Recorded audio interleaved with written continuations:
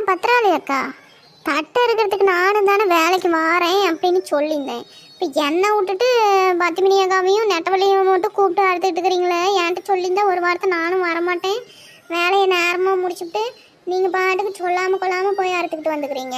நான் இப்போ உங்களை பார்த்துட்டு தான் ஓடியாரேன்.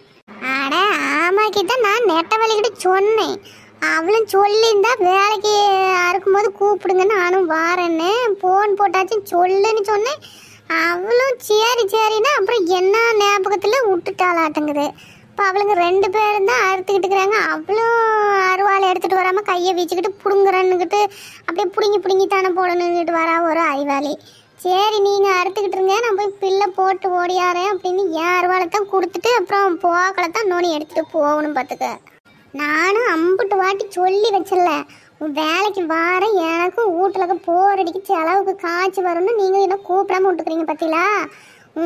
நான் கூப்பிடுவீங்கன்னுக்கிட்டு பார்த்துக்கிட்டு இருந்தா நீங்கள் பாட்டுக்கு சொல்லாமல் கொள்ளாமல் போயிட்டுக்கிறீங்க.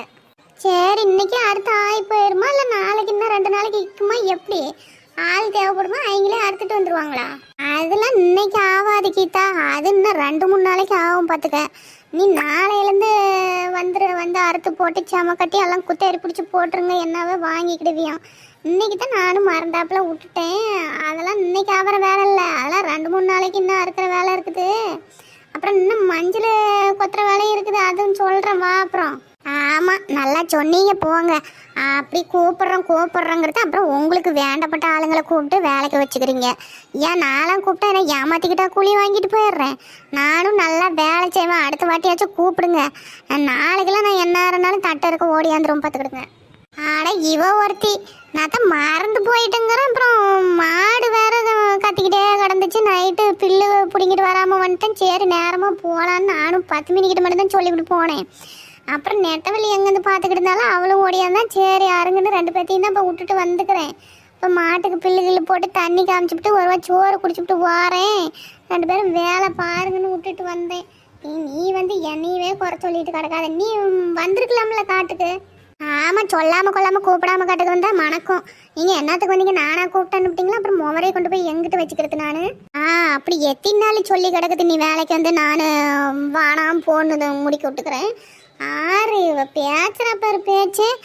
நாளைக்கு சோறு எல்லாம் சாட்டு போட்டு நேரமாக செஞ்சு போட்டு வா, வந்து அவங்களோட சேர்ந்துக்கிட்டு தட்டை அறுத்து போட்டு அப்புறமா மஞ்சக்காடு கொத்த ஆரம்பிச்சுக்கலாம். நான் கேட்டதுனால இப்போ கூப்பிட்றீங்க, இல்லைன்னா என்ன ஏதுன்னு கண்டுக்கிட மாட்டீங்க. அவங்களே வச்சுக்கிட்டு வேலையை முடிச்சிருப்பீங்க. என்ன பத்திராளியக்கா, என்னமோ பார்த்துட்டு இன்னைக்காச்சும் கேட்டேனே. வாரேன் நாளைக்கு நேரமாக வாரேன். மாடு பால் கறக்குதா அப்பெல்லாம் செனையாக்குதா? மாடு இப்போ தான் 8 மாதம் பார்த்துக்க. அது சோளத்தட்டு போட்டால் ரொம்ப வயிறு உப்பி போயிருமான்னு பயமாக்குது. சரி ஒரு பில்லு ஒரு சமம் பிடிங்கிட்டு வரணும். அப்புறமா தான் இப்போதைக்கு கத்திட்டே கிடக்குதுன்னு போட்டு தண்ணி காமிச்சு விட்டு தான் ஓடணும் டக்குன்னு. சரி வாங்க, நானும் வீட்டில் துணி துவைக்கிற வேலை கிடக்க போகிறேன்.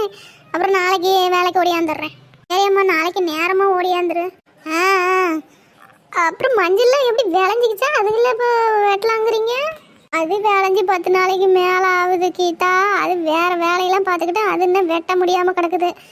அது இதை முடிச்சு தான் அதை வெட்ட ஆரம்பிச்சுக்கலாம். அப்படியா? அப்போ சரி இதை முடிச்சு விட்டு கையோட அந்த வேலையை ஆரம்பிச்சுக்கலாம். அதுவும் சரிதான். ஆமாம் ஆளுங்களும் கிடைக்க மாட்டேங்கிறாங்க. அப்புறம் பக்கத்து ஊருக்கு போய் கூப்பிட்டாலும் அங்கே வேலை கிடக்குது இங்கே வேலை கிடக்குதுங்கிறாங்க.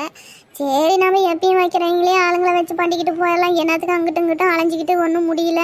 இந்த வேலையை முடிச்சுவிட்டு அதை பண்ணிக்கலான்னு நானும் அப்புறம் தண்ணி பாய்க்க சொல்லிக்கிறேன் அந்த மனுஷங்கிட்ட. 10 நாள் கழிச்சுக்கிட்டே வெட்டிக்கலாம். ஆமாக்கா அதுவும் சரிதான். என்னத்துக்கு வயசான காலத்தில் அங்கிட்டும் இங்கிட்டும் அலைஞ்சிக்கிட்டு இருக்கிறீங்க, அது பண்ணிக்கலாம் விடுங்க நாம பார்த்து. சரிக்கா எனக்கு வீட்டில் வேலை கிடக்கு, நான் போய் முடிச்சுட்டு அப்புறமா நேரம் தான் காட்டுக்கு வாரேன். சரிக்கா தான் வேலையை முடிச்சுட்டு வா, அங்கே தான் எல்லாம் தட்டை எடுத்துக்கிட்டு இருக்கிறாங்க. நானும் சோறு குடிச்சுட்டு எங்களுக்கு டீ வச்சு எடுத்துக்கிட்டு தான் வரணும். பலகாரம் போய் கடையில் வாங்கிட்டு அப்புறமா நீ நேரம் தான் சத்தங்குறி ஓடியா. வாரேன்.